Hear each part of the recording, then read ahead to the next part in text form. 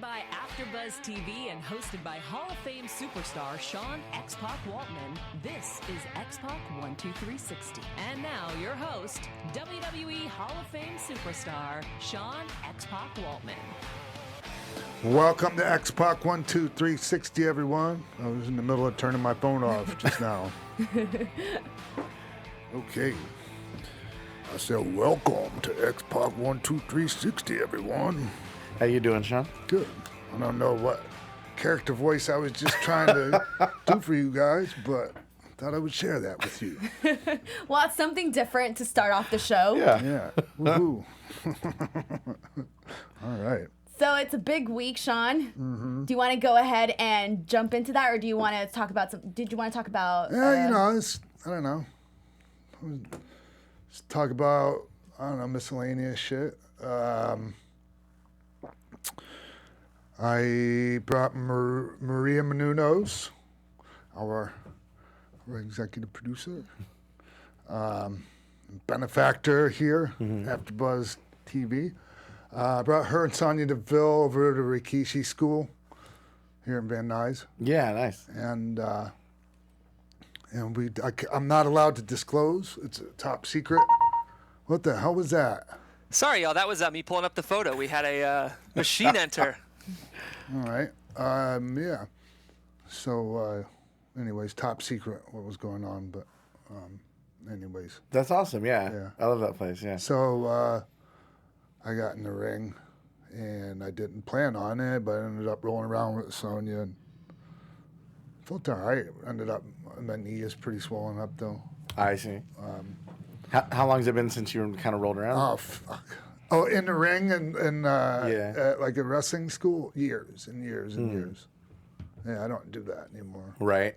Like if it's not a show, like that, there's a picture of us right there. There's one picture.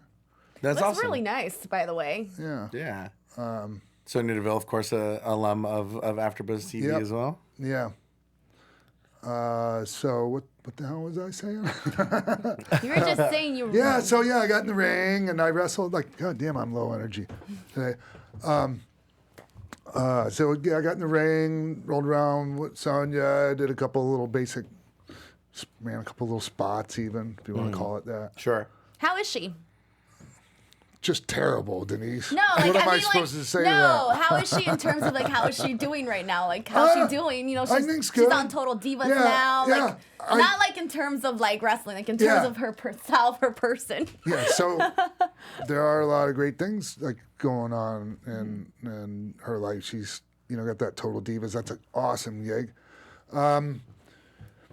She may or may not be creatively frustrated like a lot of other people. I'm not real sure, but it's if they're not doing something with you currently, you have to do something to maintain a positive attitude. Of course, yeah. Because else you become one of those disgruntled people that just poison the well, right, and just make it miserable for others, and that. So it's really important to try to, like I said, maintain that attitude, a good attitude. I can't say as I always did that myself when things weren't going my way creatively, but it's really important. Sure, and because not everyone was politically plugged in, like I was. Right, and, right. They put up with way more shit from me in regards to that type of stuff than they would the average person. Right, exactly. So I know that's the kind of thing that Kofi Kingston has been getting asked about that a lot in interviews lately about losing in 8 seconds, and he kind of shares those sentiments. It's like you show up to work, you find out what you're doing, and you just kind of keep pushing forward. And you don't have to be happy about people. We're human, and we like things. We like certain things. We don't like things. I mean, it's not. You don't have to like it. Right. You just have to do your best to make it. When they give you something, if you're gonna do it, you gotta really be all in with it and try to do your best. And, Well, since we're on this topic, should we just go ahead and talk about the Ascension, Luke Harper, and Sin Cara being released from the company? I think it's a good segue into that. They were recently released. As we know, Luke Harper and Sin Cara were those people that wanted their release, and the rumor is that apparently there is going to be more releases coming January, February with NXT, and from the looks of it, I think some talent is, seeing the pros of this situation. Okay. What are your thoughts on it? It's double-edged sword. There's a lot of people that feel like we were just talking about, creatively frustrated, and it's really important to a lot of us. And some people handle, not having anything creatively like better than others. It's just,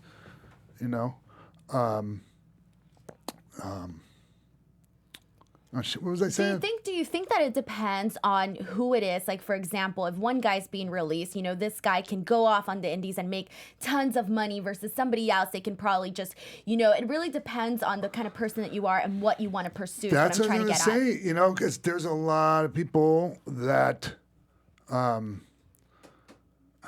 first of all, if they if they give a lot of guys or a lot of talent releases, it's going to dump a lot of talent into the marketplace, and all of a sudden you can have a glut of talent. Right.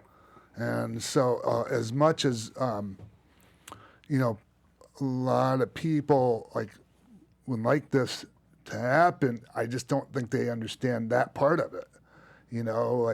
Okay, all of a sudden it's like, the promoter's going to have their pick, and it's like all of a sudden, you're going to have to take less money.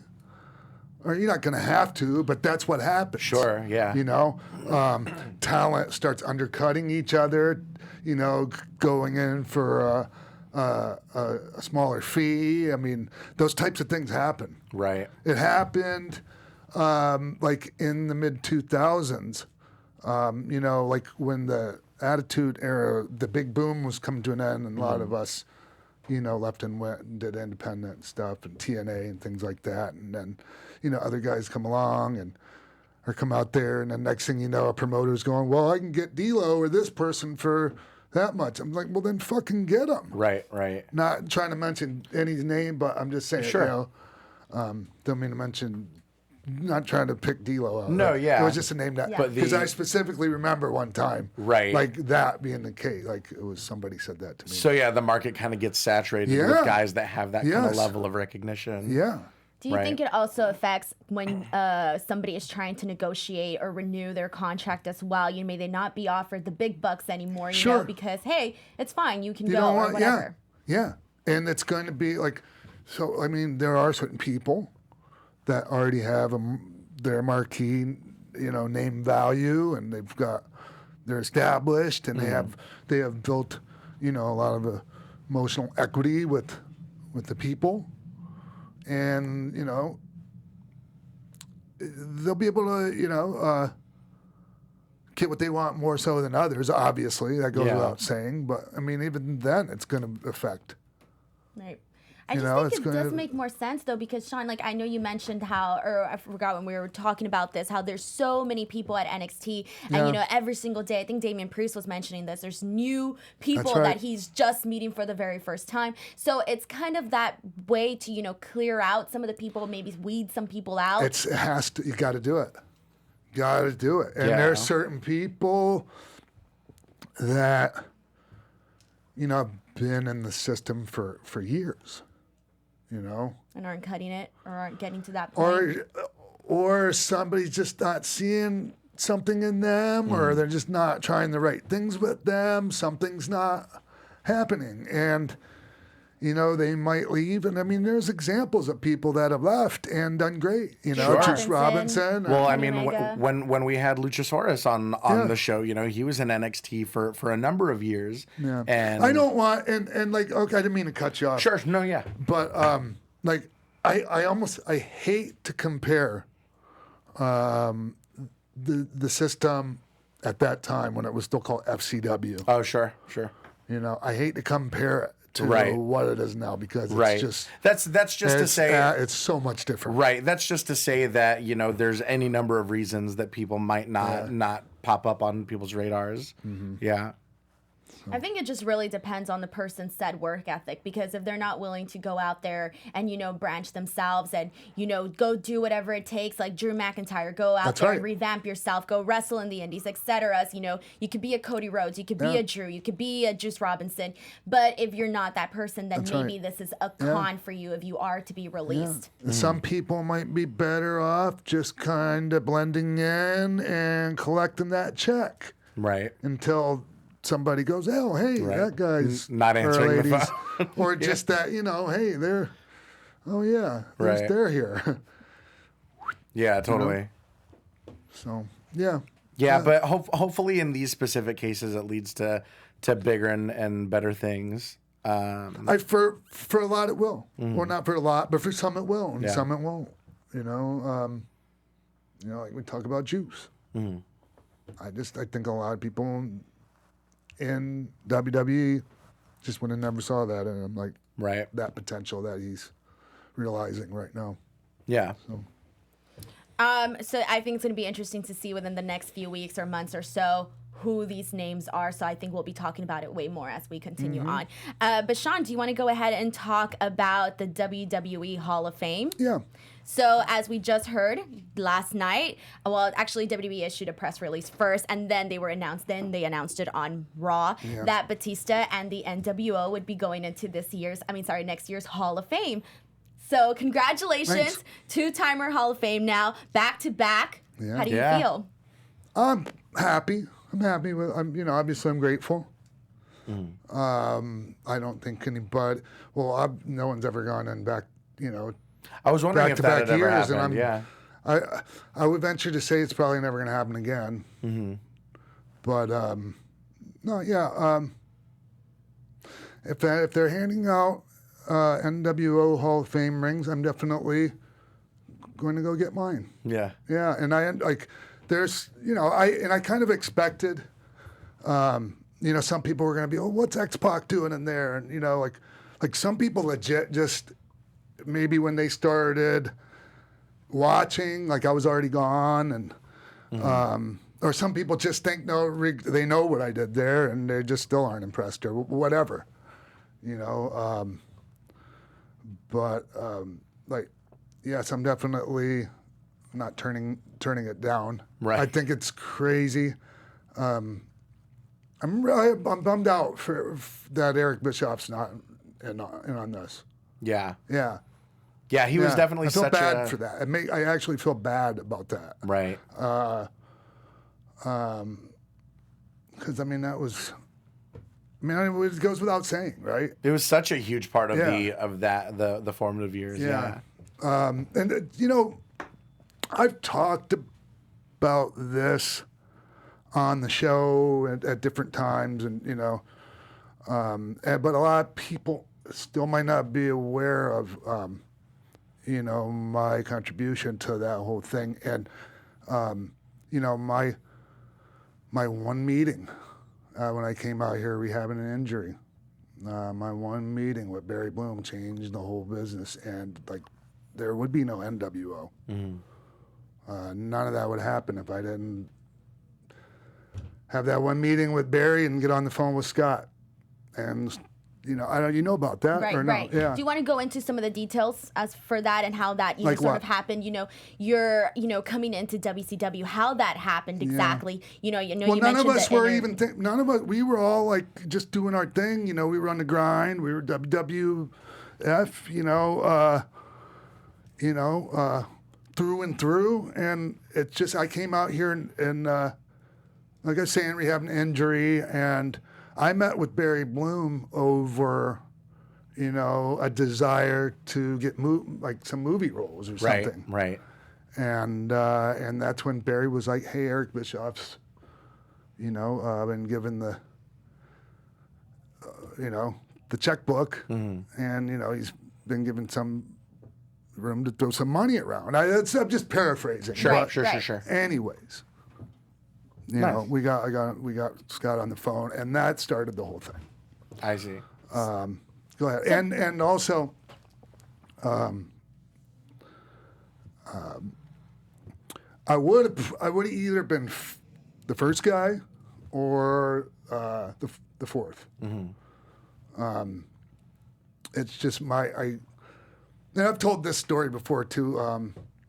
When all this, the phone call and all that, and so you have to give a 90-day notice if you're not going to renew your contract. Mm-hmm.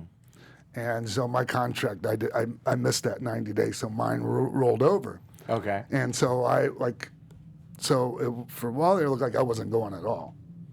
Mm-hmm. And I was in the doghouse because they knew that you wanted out. I got this whole thing going, and then now I'm stuck. Yeah. So I was being punished. That was the whole, the diaper match. Oh wow. All that shit. Oh yeah. Right. Yeah, and don't let anyone try to fucking say different. Right. So because I have an issue with you if you try to say different. How long was it from the fuck you're talking about? Right. From when it rolled over to the time you finally were able to leave, how long was that? It was months. We had this big Europe tour. You remember the picture on the bus that Undertaker and Austin were referring to? Like, we had that tour, and then we came back, and I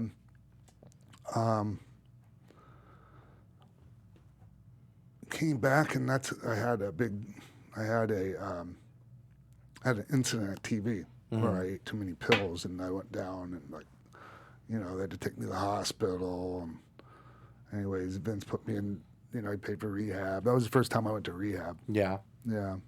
But Sean, before we get too far ahead, I do want to kind of circle back. Yeah, circle back because I'm kind of going off. I feel like we need to talk more about the Hall of Fame specifically, because the first time you were inducted was with DX, and during this time, a lot of people were like, "Oh, Sean should have been inducted by himself. Sean should have been inducted by himself." And one of the things that you were like, "I'm happy to be inducted with my friends," and now we're seeing this again. So can you kind of talk about what it means to you to be inducted with your friends once more into the Hall of Fame? Well, yeah. Now I get to do it with Scott and Kev, and wow. I just, something, it's not that I never had, I've never thought of myself as the singles star or anything like that. I really loved and still do being part of something bigger than myself. Yeah. Being part of something great and being a meaningful part of something great. Mm-hmm. I love that. Yeah. And regardless of whether it was NWO or DX, I knew my role. And I played it well, and I was happy with it. Right. And seeing how big the NWO came in, and NWO was, and everything, and how it changed the course of wrestling history, and how we look back on it now. How does it feel for you to have been a part of that? And well, first I'll ask you that. How does it feel for you to have been a part of that? Well, just my whole life in general, looking back now, and so there's billions of people on this earth, and I ended up with this life, and it's what we make of it, but still, just being having all the right circumstances for this to even be possible. I'm overwhelmed by when I think about my life in general. Right. And the impact I've been able to have on people, and being able to live your dreams, all these things are just amazing. And so, this is part of that. Right. It's just it blows me away. It really does. I'm fucking so amazed at this life that I've been blessed with. It's fucking incredible to me. And it's funny because I remember after WrestleMania when you came back here to the show and we were all like, you were inducted into the Hall of Fame, we're making this big party, and you were kind of very chill about it. And you were, it happened. And do you kind of, now that you're getting the second opportunity to sort of go through this again, do you think you're going to go into it maybe, because I remember you said that it didn't really hit you until even afterwards, you were still kind of settling into that. Yeah. Do you think you're going to go in with a different mentality this time? Yeah. Because, like, you know, I mean, the first time, I mean, I saw it with Sean and Brat and that, and even Booker. It's just different because, you know, like the first time is just like everything's just, and once you've had that experience, it's like you had the experience, you know, and it's still amazing that it's going to happen. But I think I might be a lot less nervous. I think I'll be able to fucking remember what you know, I'll be able to thank, I'm going to get it done quick, but I'll be able to thank the people I want to thank that need to be thanked and acknowledged. So, but, and a lot of those people are the other people that wore one of those NWO shirts. You know, the Scott Nortons, the Buck Bagwells, the you know, NWO Stings, Mike Rotundo, Virgil, all those, you know, I mean, because everyone contributed something. Sure. And I'd like for everyone to, you know, I just, you know, I want to shout out to all of them. You know, they deserve it. Yeah. And there's, I read this comment on Twitter and it kind of just like stuck to me. You know, there's certain things that you read online and they kind of just stick. And it was some person, they basically just said like, you know, Sean is, you know, going back to back and he's getting 2 Hall of Fame rings. And then they begged the question, like, how come, or like, that means that, you know, this person who's doing this back to back should also be recognized singular as well. Do you feel like, I know you're, you know, do you feel like when you read that kind of stuff that people are saying this, how does that make you feel? Because obviously these people are like, oh, like, you know, we also want to recognize Sean as an individual. Yes. How does that make you feel when you see that? Well, it doesn't make me feel bad, that's for sure, you know? Yeah. I don't really, I don't want that. You know, if they want to do that, like, go ahead and do it like they do the legacy ones and just put it out there so I don't have to have a, you know, an induction or anything. If you want to, like, recognize me for the single step, do it that way. Yeah, I don't want that. I don't want to be up there by myself. Me. What about me? It's all about me. Thank you very much. Right. Me. You know, fuck, come on. I just think, like, a lot of people, like, that's how they would say, like, oh, like, everybody wants the me moment, you know, to have that. I don't want the me moment. So I think it's hard for people, A little bit of me. But...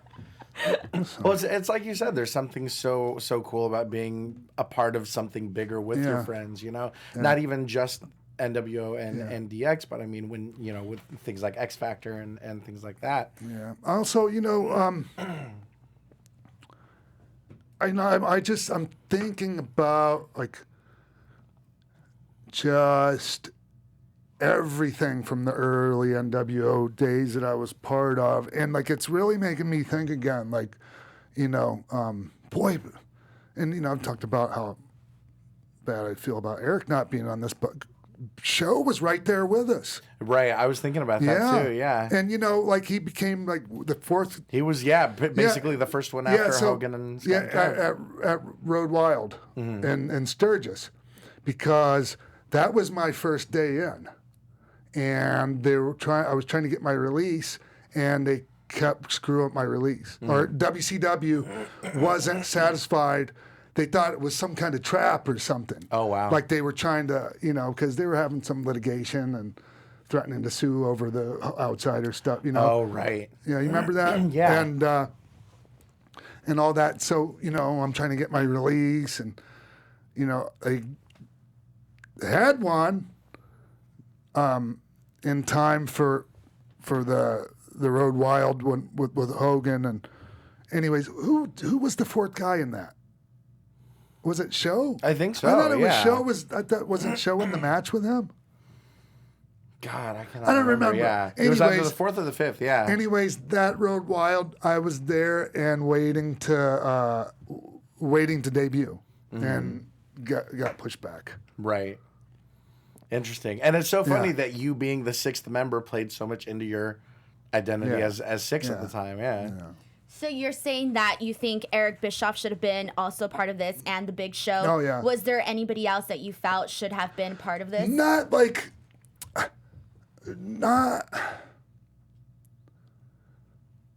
as much. Just because Mach, he's no longer with us. Right. He was a huge part of that, and but definitely those two, definitely.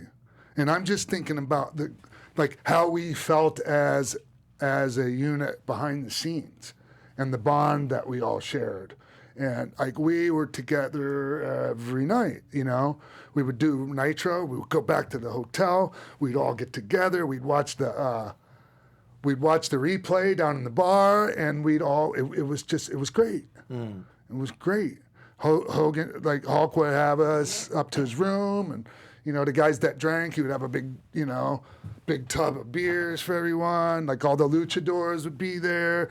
Randy Savage would be there. Scott and Keven, Big Show. It was really cool, and it's kind of an image that I think some people are that just doesn't sound like something I would ever think I would see. Right. And it was all of us, and all just having an amazing time, and and Show and Eric, right there. And when you guys would rewatch some of this stuff, how was the collaborative effort in terms of creating, pitching creative ideas for what you guys were going to do next? How did that go? How did you guys bounce back and forth between things you wanted to do? Sullivan, Kevin Sullivan, or somebody would come and tell us kind of just a basic, and then we would just figure it out. I don't know how else to describe it. It's just, we were given a rough direction, or we were kind of thinking about doing this, and then we'd take it from there. Well, it's funny because everyone always wants to be the cool guy, the cool bad guy, the cool heel. Yeah. And, not everybody can, pull that off, but, it came off so naturally for you guys. Do you ever think that it was just, you guys were just having fun being yourself, or what attributed to that? Yeah. But we were having fun and being, we were tapping in, we all have our dark side. We all have, some times when we can be not pleasant to be around, and we were tapping into that part of us, right. The asshole in us, the fucking, the kind of shit that got heat with other talent in the locker room. Right. And that was coming at a time, when it was one of the first things to really... We were having too much fun. Right. We were too fucking happy for the rest of the crew. Right. It was one of the first times where you really felt cool kind of cheering for the bad guys. Yeah. And even now, these days when you see Bullet Club shirts all the time, it reminds me of back then. Right. You'd see NWA shirts. And I gotta say this too, because, they talk about... they're trying to be cool bad guys, and and so it buried the baby face. How do you out cool the baby faces?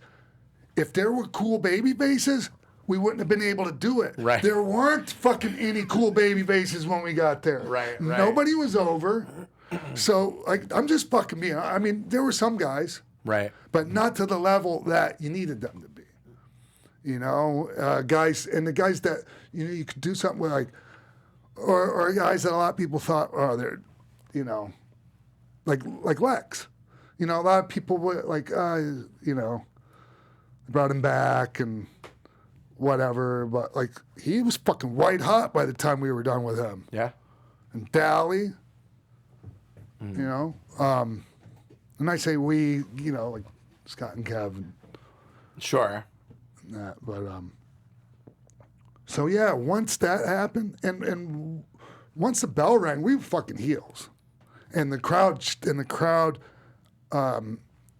they responded accordingly. They booed us, they fucking cheered the baby faces. Right. So I guess if anything, it's interesting to me just from a marketing standpoint. That was, from what I remember around the time, you never really saw merch or something that didn't look like wrestling merch. Right. It was cool to wear it around, because no one really knew what it meant if they weren't in the know, And I had actually my 6-ball shirt was the #1 selling shirt for quite a while. Yeah. Yeah. That's awesome. Yeah. So one of the things I did want to ask you is, who came up with your name? And did Eric. you ever? Oh, okay. But did you ever want to just go as Sean Waltman because No. Nope. No. And I wasn't really fond of that name either. Yeah. But I didn't have a better one in mind, and I wasn't really wanting to be the kid anymore. I don't know. It was Eric's deal, and so it was just Six for a while, and Hulkster started calling me Six-Pac, and a lot of people go, "Oh, it was you got the name Six-Pac from Tupac." No, it started off as Six-Pac as in a six-pack of beer. Right. Is that what it was? Because I kept hearing different things as to why that was what it was. That's how it originated from Hulk. Mm-hmm. But she almost tipped that coffee over. Fuck. It was, excuse me, the Conans and the Luchadors, and the younger guys, and Kevin Scott. Like, for guys that weren't necessarily young, they were still, they knew what was hip. We all listened to, and I need to acknowledge this too, and we owe a debt of gratitude to the hip-hop artists of the day, especially West Side Connection and, the Tupacs, the Snoop, Biggie, all that. That's where our attitude and our energy came from that. And For Life and all that, go listen to our West Side Connection album and get back to me. That's You'll awesome. see where a lot of that shit came from. Sure. And that needs to be acknowledged, too, because it was a huge part of why we were over, I think. That's really cool, yeah. Was there ever, once you have the NWO Wolfpack, was there ever any jealousy amongst the other members in terms of everything that you guys were getting and however you guys were with that entity? Yeah, a little bit. How did you deal with that? And even it wasn't jealousy. There were some things that were said, just that it was noticed, preferential, But we just did that on our own because it was so, there wasn't a lot of, it wasn't well organized. And creative was weird because the boss wasn't the head of creative, Eric had to rely on, the Keven, Sullivan, and different guys, for the creative aspect. And so, we could just go out there and just shoot our own angles, just say what we wanted to on TV, just anything, and just kind of direct it however we wanted to. And so, we were gonna take care of ourselves and get ourselves over out there. Yeah. Yeah. So it's just kind of And so when we were the Wolfpack before the end up, before I even debuted, we were the threesome and we were the Wolfpack, and but once we started doing that on TV. True story, the next week, Hulk shows up with Hogan's Wolfpack on the side of his fucking boots. And we're like, Oh, man. How do you tell Hogan that? No. Wow. Yeah. So, and for you guys, how important was it to keep it, as strong as it was? Me as in as the NWO Wolfpack, to keep it, still its own entity, from within NWO within the group. Yeah, exactly. Well, it was very important to us, as in if one of us had a match, the other two would go to the ring with them. Much to the dismay of some people, I can remember Terry Taylor. We had Nitro at the United Center in Chicago, and Rodman was with us. And it was at that time, obviously, Chicago Bulls were huge, and so everything was huge. We show up in a limo, they show us walking in, Rodman, Hulk, me, Kevin Scott. And anyways, so I have a match on TV with Rey Mysterio. And so Scott and Kev obviously are coming down the ring with me, and Terry Taylor's like, "Oh, you go down there, they're gonna know you're gonna, interfere." And it's yeah, but they don't know when. Right. And we always we were always there with each other, and they did interfere, and the people didn't know it, and when they did, the people went fucking apeshit. Go back and watch that match I had with Ray from United Center, and I fucking heat on him, let him blow his comeback on me. He's got me beat with the 619. Fucking Scott pops up, comes in the ring, and Ray drop kicks him. Down goes Scott. Fucking Kev comes to pop up on the apron, going to step over the top rope to come in. Ray jumped off of Scott's back, drop kicked Kev. Kev went over the top rope. Comes Scott, sidestep or backdrop. Out goes Scott to the floor. People are fucking going crazy. Turns around, I kick his fucking head off and put him in the buzz killer. It was great. Right. We didn't need to do that, but why the fuck not? Yeah. Right. And you and Nash obviously had been friends already, but it wasn't really until, you guys came into WCW where you guys really got to work, obviously, a lot closer together. So what did that mean to you, considering that you guys already had a friendship? Well, I mean, it just made life great because we were able to just carry our friendship over on TV in front of millions and millions of people. And just everything was fucking great. And that makes I mean, not everything. I have my complaints about WCW. Sure. But like I want to focus on the good stuff. Yeah. Right now. And there was so much cool shit. And it makes it so much more natural when you have that existing framework. Yeah. There was something I had in my mind, a thought I had. No, fucking can't remember what it was. Just some of the cool things that we did. Like some of my favorite things. Like what I'm really proud of, my NWO run is my feud with Ric Flair.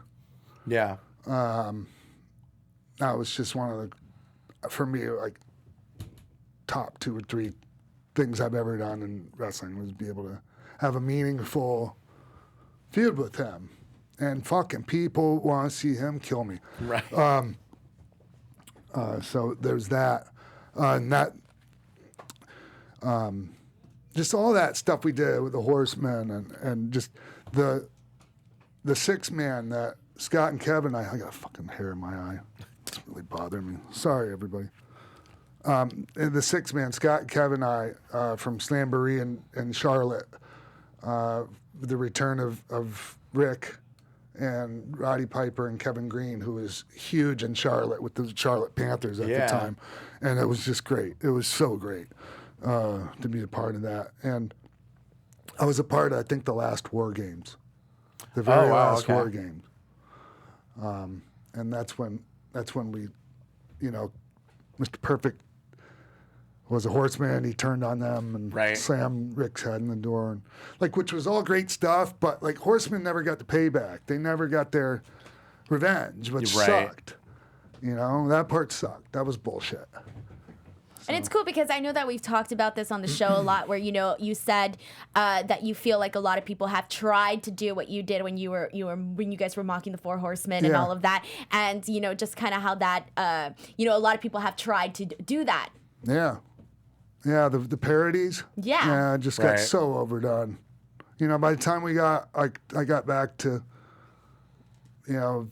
Vince, and we did the fucking Nation thing, and it's just and that was one of the reasons I didn't want to do that. Besides the obvious, was we fucking did this in WCW. This isn't original. Yeah. So speaking of that, then what did you think of the WWE version of the NWO? When you compare it to the WCW run, there's no comparison. But on its own, we were fine. We did fine. We had did good business, real excellent house show business, and just it wasn't the NWO people were used to of just running through everyone. It wasn't gonna happen. Right. We weren't gonna go in there and run through every fucking buddy. Yeah. So, and, people, I was grateful Hulkster, when they realized they had to turn him babyface officially. Right. I mean, he was already, as soon as he walked in the door, he was a de facto babyface. But, so I had been out. I'd been out with an injury, a neck injury, and I'd been out for months. And I didn't want to come back just for some, meaningless stuff, right? Sure. So, so when Kevin Scott and Hulk come back, I was the natural fit in that. And then when they realized that, Hulk's got to be an official babyface, it was actually Hulk's idea for me to crack him in the head with the chair and him to bleed. Right, yeah. And that was huge for me. I really needed that at the time. So, anyways. Yeah.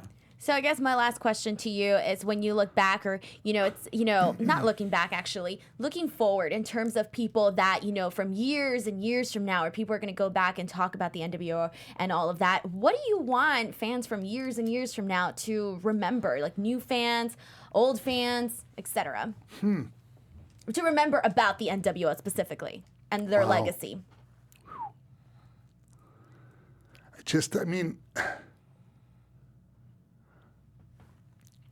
It forced Vince. I read something that said the NWO forced the WWE to grow up. And that's a good way of putting it. Yeah. All the silly gimmicks and that, and the, comic book character gimmicks and all that, they had to go. It just wasn't going to work anymore. And it wasn't going anywhere until NWO, until that whole thing, made it happen. Sure. Or they were going to die. They weren't going to survive with that shit. That TL Hopper and right. Fucking all of that. It just wasn't going to work. So there's that, and I don't know. Just I don't know, Denise. I just think because people, much, yeah, because there are some people that have said it was the worst thing ever happened, and because I've heard Rick say that, and I understand why he says it, but it's not true. It might have felt like the worst thing ever happened to them because but when fucked up the status quo. And it's a moneymaker, how is that a bad thing? Well, for somebody personally, it didn't. We ruffled a lot of feathers and things. All of a sudden, when you're used to getting your way and being the one that ran things around there, and then all of a sudden, that's not the case anymore. Yeah, totally. People can feel oppressed just by not having. They're not necessarily oppressed. They just don't have the power they once did, so they feel oppressed. Right. That's what life in general, huh? Yeah. In the real world. So. But yeah, I like that the idea that the NWO forced WWE to grow up for sure. Because that's, really, it seems like there wouldn't necessarily have been an Attitude Era without. That's right. Without that, yeah. Yeah, and they refer to that whole thing as the Attitude Era. I just refer to the WWE part as the Attitude Era. Overall, oh shit. I'm going to knock this fucking coffee over one way or another. So I refer to, overall, I refer that. Excuse me. Oh, boy. Whew. Excuse me. I did not mean to do that this time. Some people are listening to this right now. What the fuck? They're like, what's going on over there? Yeah, back to what I was saying. I refer to the strictly talking about WWE, I refer to that time period as the Attitude Era. Mm-hmm. Overall, for the business, I refer to it as the Monday Night Wars. Sure. Yep. Yeah, that's how I look at it. Yeah, definitely. Yeah.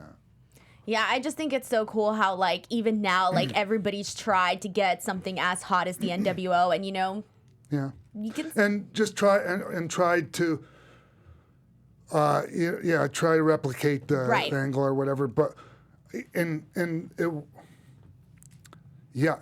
concept was great. And some people go, oh, yeah, they bought it from, got it from New Japan or whatever.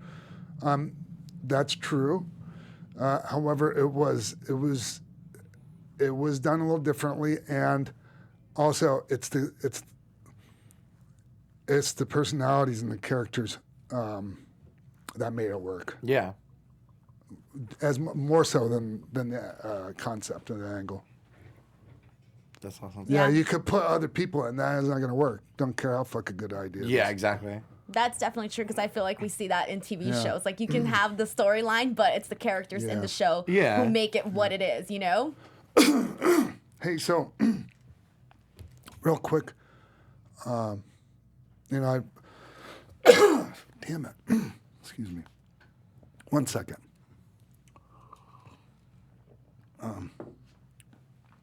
So, you know, I've read a bit of things about, you know, oh, this person should be in the Hall of Fame, this person should be in, hey, you know, it's ridiculous, this person isn't in yet. Pretty much all of those people that I read, like, I agree with 100%. So, and here's the people I feel like should be in the Hall of Fame this year. Christian, for sure. Yeah, former absolutely. WWE champion. Right. Former world champ. It's crazy to me he's not in it. William Regal, beyond a shadow of a doubt. I think like this is the year. I think for. If not this, I mean, soon. I would love Come that. on. Yeah. And everything he's done both in front and behind the camera. Right. Exactly. And Kane. Yeah. It's crazy to me because there's some people where you're like, wait, like, dang, that person's still not in the Hall of Fame. Right, you know? exactly. But, you know, it's kind of those things where you're like, you know, the special moment is coming, you know? Yeah. Yeah, but so when you're watching everyone else get inducted every year, like that, you know, it's coming doesn't really make you feel that much better. Right. Come on, let's get this shit done. Yeah, exactly. So, yeah. Christian, William Regal, and Kane. Those are the three people I would like to see going to the Hall of Fame this year. Yeah, absolutely. Yeah. I think those are some good picks. Cool. All right. I don't know if that's it, but it feels like it to me. Yeah. Our next week is our last show of the year. Yeah. And we're going into a new decade. Yeah. Wow, new decade. Okay, we'll talk about the decade stuff next week. Yeah. All right. Absolutely. Lot to talk about. All right. Go ahead. All right, guys, don't forget Take to us out. subscribe to us, youtube.com/XPac. Make sure to check us out on Stitcher, Anchor, all the podcast apps. For myself, you can follow me on youtube.com/Denise Salcedo, Instagram and Twitter at _Denise Salcedo. You can find me on social media at Ty Matthews PMA. All right, we're out of here. See you next week. From executive producers Maria Menounos, Keven Undergaro, Sean Waltman, and the entire X-Pac 12360 staff, thank you for tuning in to X-Pac 12360.